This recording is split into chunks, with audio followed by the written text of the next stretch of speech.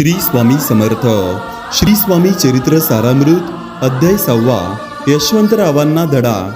स्वामी महाराजांना बडोद्यास नेण्याचे प्रयत्न फसले तरी तात्यासाहेब हार मानण्यास तयार नव्हते. कार्यसिद्धीचे सर्व प्रयत्न वांजोटे ठरल्याने ते स्वतः अनुष्ठानच बसले. ब्राह्मणांकरवी श्री गुरुचरित्र पारायण केले पण उपयोग झाला नाही.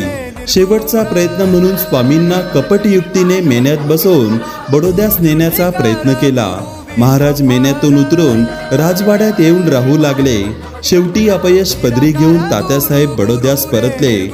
तरीही मल्हाररावांनी अमाप धन व सेवकांचा ताफा देऊन विश्वासू यशवंतराव सरदारास अक्कलकोटी पाठविले. यशवंतरावांनी रत्न आणि मानके यांनी भरलेले सोन्याचे ताट स्वामींपुढे ठेवले. श्रींनी ते ताट पाहताच रागाने लालबुंद होऊन "अरे, याच्या पायात बेड्या ठोका" असे 3 वेळा कडाडले. दरदरून घाम फुटलेल्या यशवंतरावाने श्रींचा रौद्रावतार पाहून तेथून पळ काढला.